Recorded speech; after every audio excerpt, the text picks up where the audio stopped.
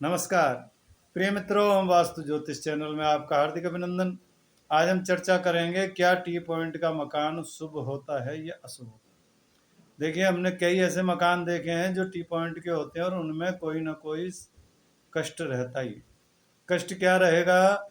एक तो उस घर में सामंजस्य कम रहेगा, झगड़े आदि ज़्यादा रहेंगे, चाहे किसी में हो, पति पत्नी में हो अथवा पुत्र में हो, पिता में हो, भाइयों में हो।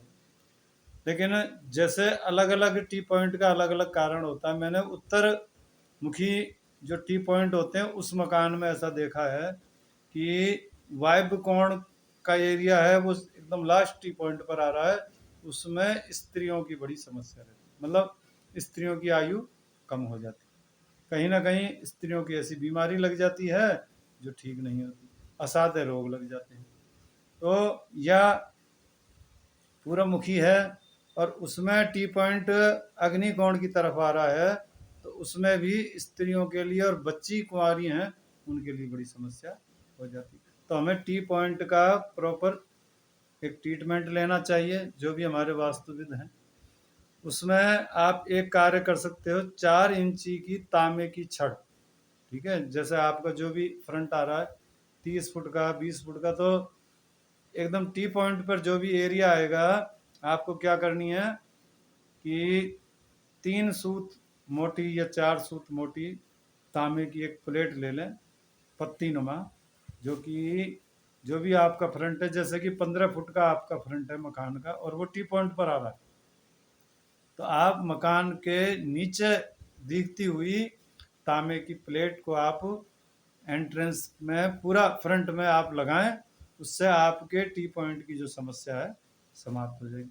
लोग मिरर भी लगाते हैं, जो अष्टकोण का मिरर आता है, लेकिन तांबे की प्लेट जो लगती है वो एक ऊर्जा को, निगेटिविटी ऊर्जा को रोकती है, और निगेटिविटी ऊर्जा रुकेगी तो आपके घर में जो भी समस्या है उसका निदान स्वतः ही हो जाएगा।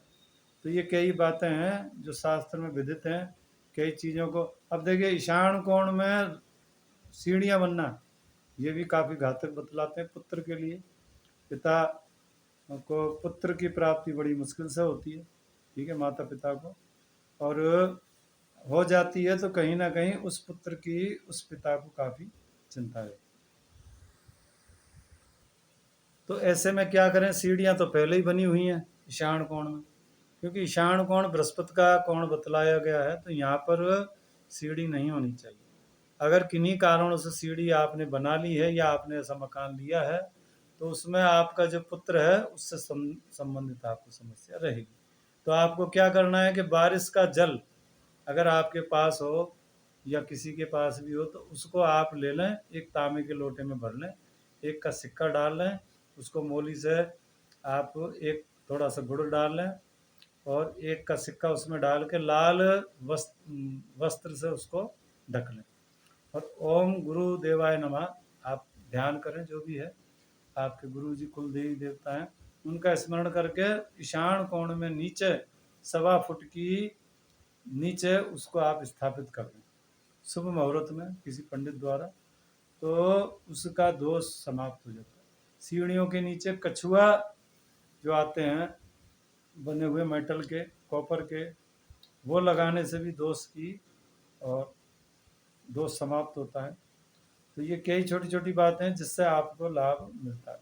अग्निकोण में कई बार रसोई नहीं होती है, तो स्त्रियों से संबंधित समस्याएं शुरू हो जाती हैं, यानी कि उस घर में कहीं ना कहीं स्त्रियों को बीमारियां शुरू हो जाती हैं। तो उसके लिए क्या करना है? टेम्परेली एक जो उपाय है वो ये है कि आप लाल कलर का बल्ब 24 घंटे अग्निकोण में आप लगा दें और वो 24 घंटे चलता रहे।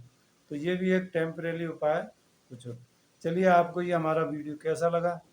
अगर अच्छा लगा तो शेयर करें, और कोई त्रुटि हो तो आप हमें बताएं। और भी किसी विषय पर आपको वीडियो चाहिए, हम कोशिश करेंगे कि आपको और भी वीडियो मिले और भी जानकारी मिले।